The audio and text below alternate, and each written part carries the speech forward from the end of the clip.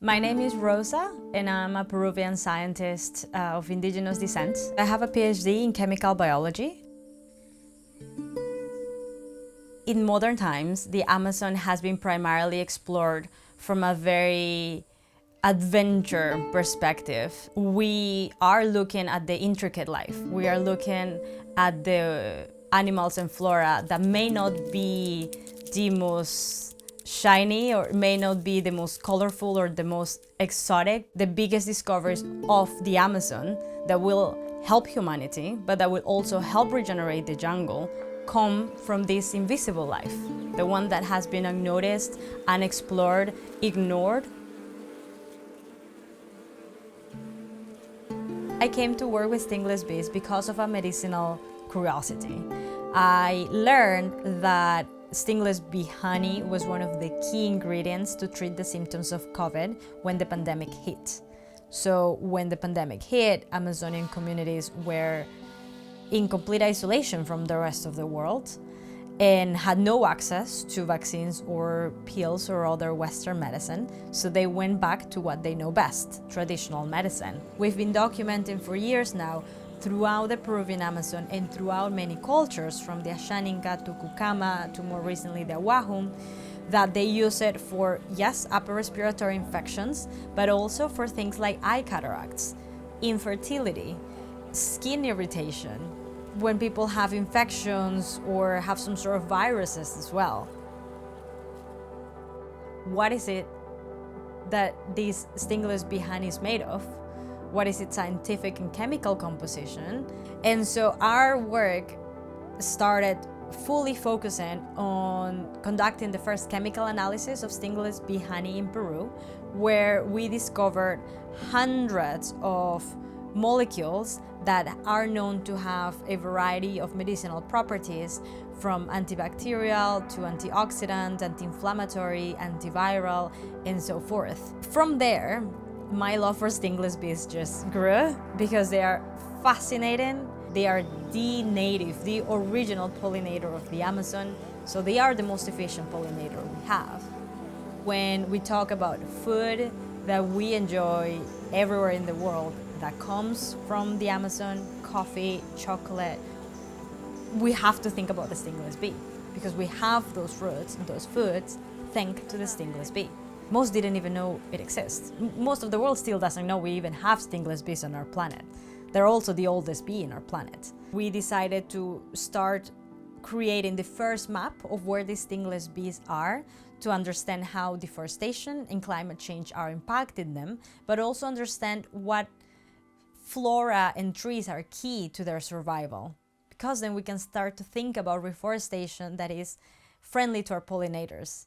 And we can start understanding perhaps how the medicinal flora is contributing to their medicinal honey.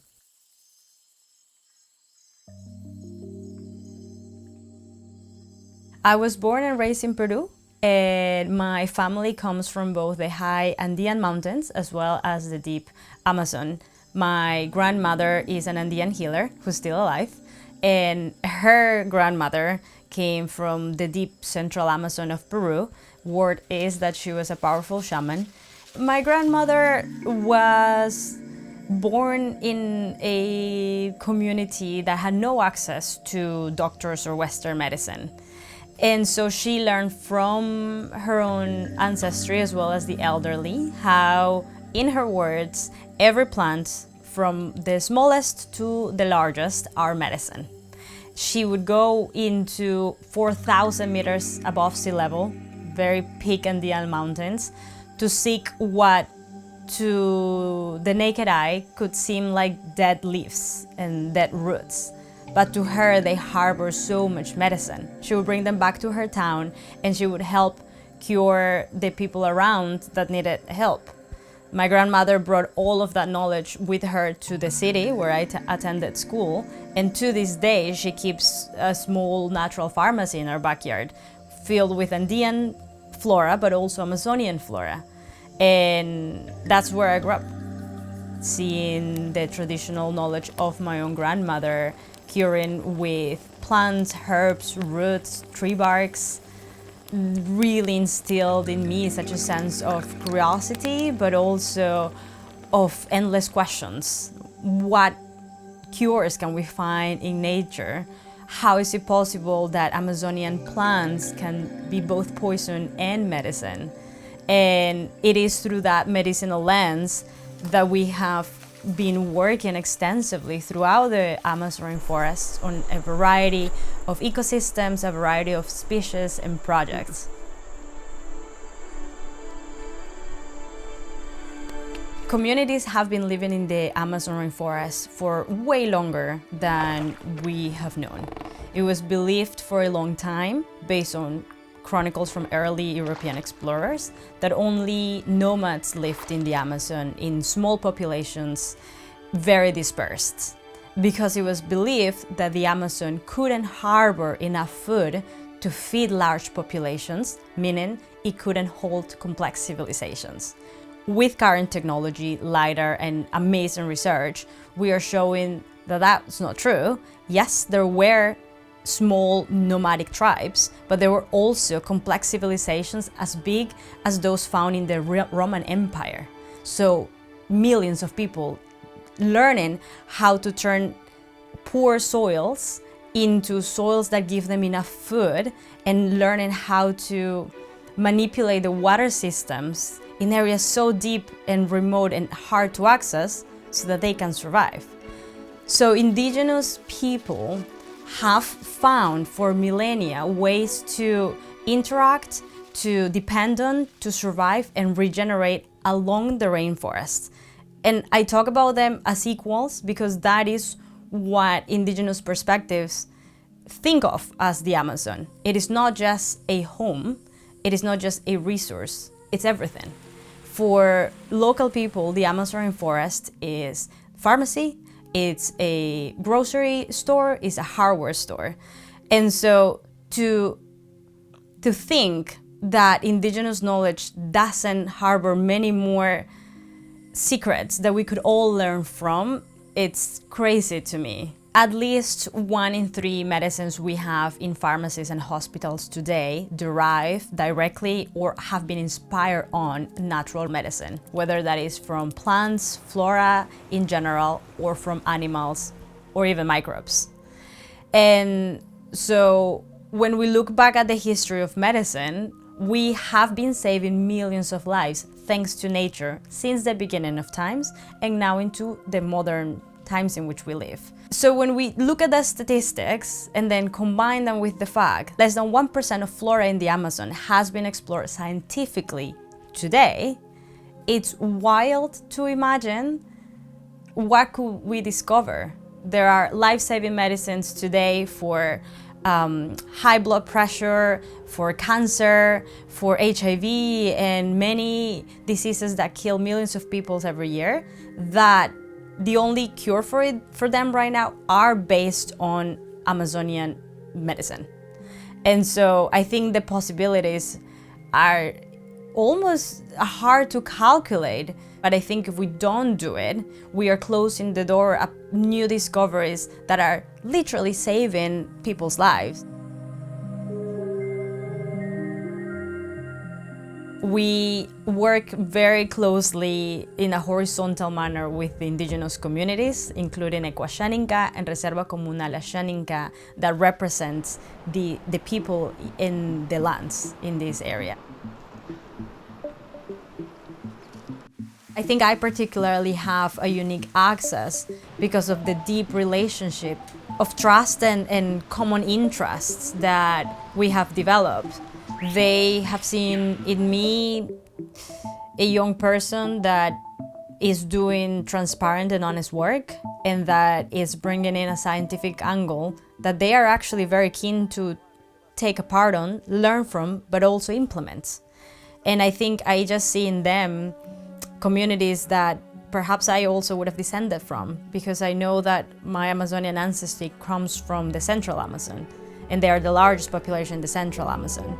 So I do think we have such a unique bond, and they have just placed a lot of trust in me over the last few years, and I take that with so much respect and so much responsibility. Exploring the Amazon through this chemical biology lens is exciting because the possibilities for discovery are endless.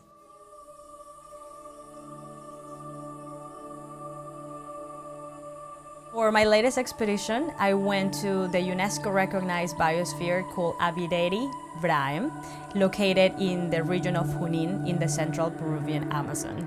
This is not just the largest biosphere that we have in Peru, but also the least explored, which is wild to think of. Very few people have entered this area, and definitely very rarely have they entered as deep as we have gone. We don't know what kind of flora or fauna we may find. We know we are in a unique space because it's close to where the Amazon and the Andes mountains meet. So that really gives life to completely new biodiversity in the way that if you think you know the Amazon, think twice when you enter this space. That also means preparing in different ways. We are going to look for medicinal resources, both in flora as well as fauna and insects, that could give us insights to new discoveries. Well, we want to elevate what is in here and help generate enough evidence that suggests this area needs more support to be protected. There are many threats endangering the Amazon right now and for a long time. One of the most aggressive ones being the illegal coca farmers. So this area particularly was seen as an area adaptable for coca plantations. And so some areas were overtaken already many years ago, not by Amazonians, but by people that came from outside and lured people with fake promises and then overtook and grew things that were not meant to be growing there.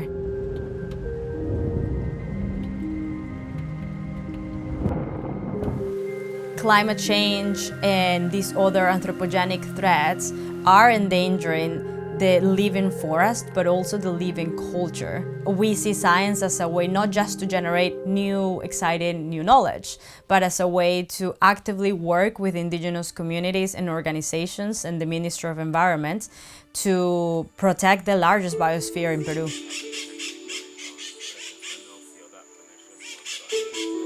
It takes months of preparation for a big trip like this. We had over 20 people from 5 countries. Some have never entered the jungle, and so we're not just talking about preparing physically for the heat and the humidity, but also the altitude changes, because we can go from 300 to 1,000 meters above sea level in one single trekking. We have to carry everything we're gonna consume because we're going deep into the jungle. If something goes wrong in an expedition, it can spiral out of control rather quickly. We were so deep that it took us an entire almost day and a half to enter. So you don't have a hospital near you in any way.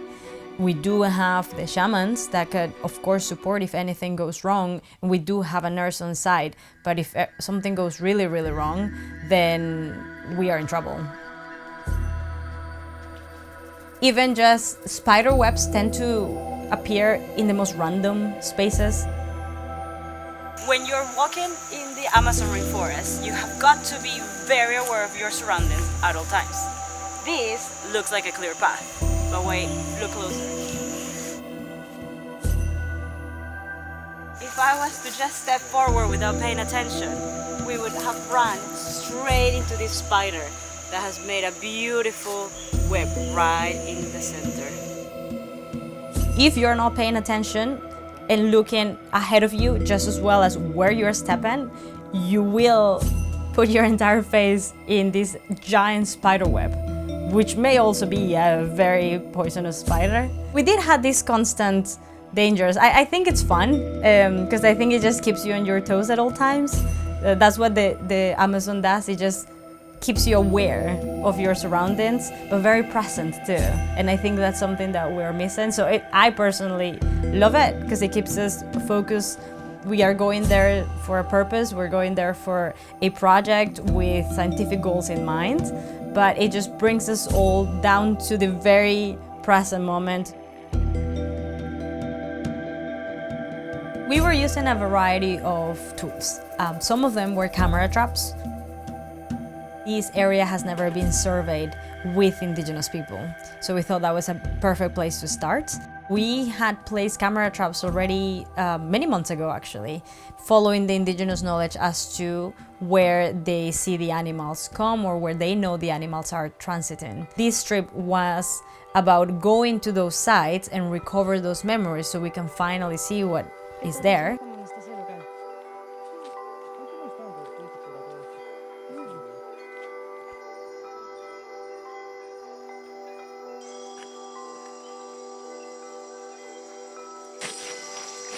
Esta es una de las especies. La otra especie que es nueva es la que le picó la que le picó a la americana que hizo lío aquí en Perú. This one gives you, if this thing bites you, it gives like an internal. It gives like an internal hemorrhage or something. Mira esta, look at this bit, the big bite.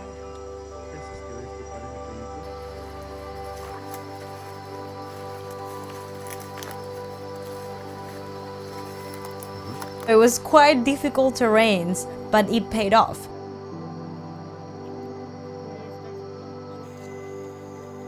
We were able to get to some of the salt licks that were filled with tapirs.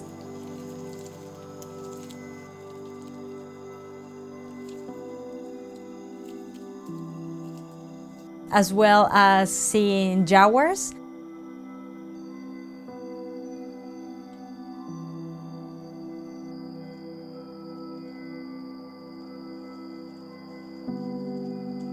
But also we got a really serendipity discovery, which is we got to see Andean bears.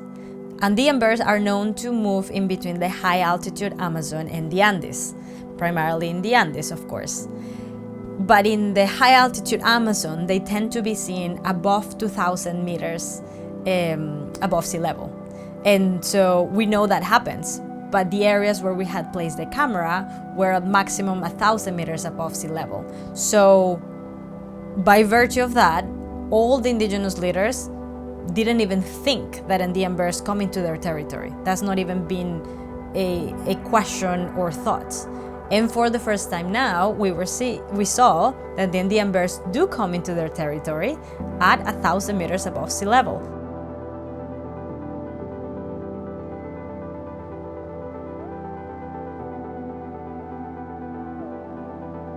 But something that's always intrigued me is that when I first learned about stingless bee honey being such a strong medicine, I also learned that there are some stingless bee species that make poisonous honey. And I've been fascinated by that concept since I first heard of it, but nobody ever wants to show you what these stingless bees are. They don't keep them, they tend to be rare, and people just don't want to be close to them because some of these bees are considered toxic. They're thought to bring on disease to you, and so communities stay away from them. So my hopes to finding that toxic stingless bee and poisonous honey has been next to zero for a long time. Doesn't mean I stopped trying. And so this time we were on our way to one of the camera traps and just, as always, paying attention to everything around. We happened to see a little stingless bee nest entry in the floor, in the ground. And so I just point at it because I know some stingless bees nest on the ground, but we've never studied one. And our indigenous leaders kind of take a step back and they're like, oh, that's the toxic bee. Why is it doing there? If anybody would have seen it before, they would have killed it. Because that's what they do. When they find the toxic bee, they set it on fire or they remove it. It's just bad for their indigenous cosmovision. And so nobody had seen that one, so it was still intact. And so we had a conversation with indigenous leadership and our indigenous scientist colleagues saying, okay, if this is a toxic bee, it could be possible that their honey is poisonous, Nobody has ever studied this, and it is important that we look at the toxins in nature, because a lot of the life-saving medicines that we have today come or have been inspired on venom or toxins from wildlife as well as from flora out there. So we really could be holding an incredible cure here, but it could also help us understand, is it really toxic, or are they maybe playing such a positive, unique role in the environment, ecologically speaking? And so our indigenous scientist that has been working with us actively, he did have the curiosity to know more about the bee, and so we designed a strategy together that wouldn't compromise their culture and that they were happy with. And we agreed that they would help open the space but wouldn't touch, but wanted to watch and wanted to know what's happening after and be part of the work. And so then we said it was me and my other colleagues that were going to be doing the physical handling. And so then that took us in an unexpected journey of a few days of opening the grounds. And these stingless bees had basically created a tunnel. So where it seemed like their entry was, we thought we were gonna find the hive right away. But no, they were really smart and had made a long tunnel, so it kept kind of making us dig deeper. And finally, we found this giant nest that they had made on the ground. And it had a lot of honey. And so we've collected as much honey as we could so we can run the chemical analysis, know if it really contains any toxins, where could they be coming from? Could it be from poisonous flora around? Or could it be that the microbes from the bee are unique, that they generate this poison in the honey? Or maybe it's not poisonous at all.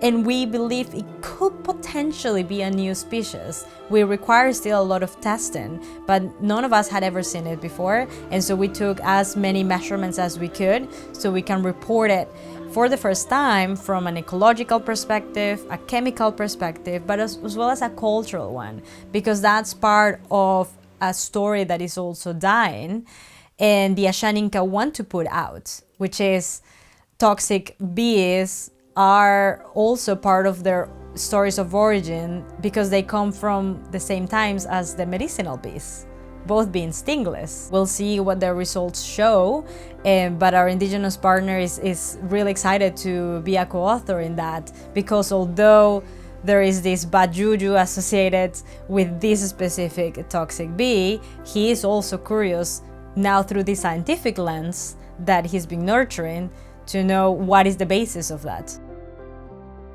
We basically were trying to see what molecules are present in it. And honey is medicinal in our world. It's been used since the Egyptian times. It's been shown in some of the oldest written records we have in our planet, from 2,000 years ago or even more. However, the stingless bee honey from our work, but also from other people's work, shows that has not just a few medicinal components, but it has the potential to harbor hundreds of medicinal molecules. And that is what we started to see with our work. So we saw a lot of molecules that are known to be derived from plants, which makes sense because these bees are going to feed on them. And a lot of them were from native local plants. So we have this double proof or double clues that that's correct. But also some of the molecules we saw have only been known to come from microbial sources. So then that opens up the question that could it be the microbes within the stingless bees that are producing it? So we do have a group of students right now in Peru looking at that very first question.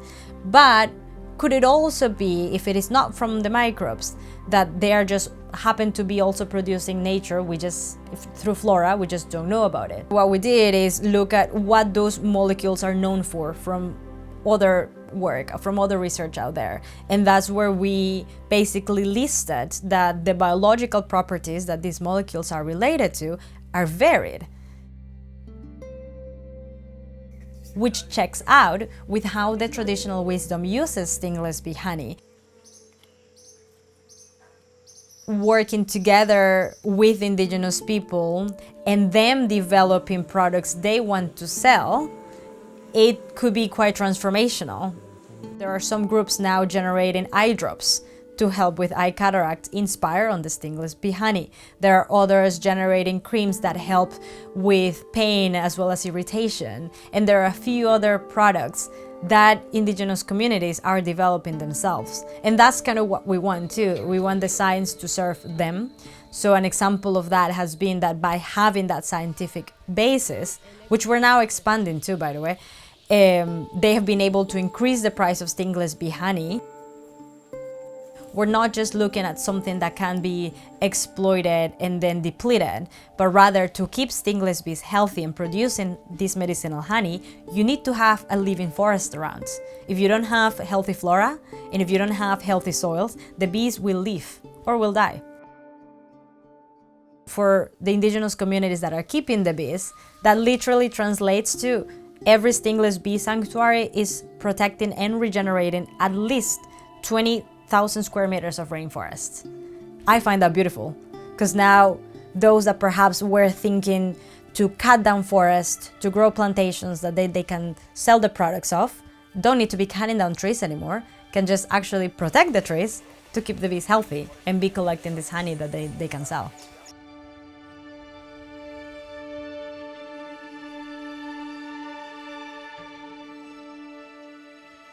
I feel that the Amazon rainforest doesn't have enough time. So for me, all the hard work and sacrifice is absolutely worth it, because what I believe we've been missing, it's indigenous people leading science to protect and regenerate the Amazon. So yeah, to me, it's all worth it when I see the indigenous youth leading the science with us now, when I see our relentlessness of taking the science into policy become a reality. We got a new law created in record time as a small independent team. So I do see the power of having locals lead through a curious scientific angle, but also with the idea that science needs to serve society, it needs to be a tool of justice. That's what motivates me.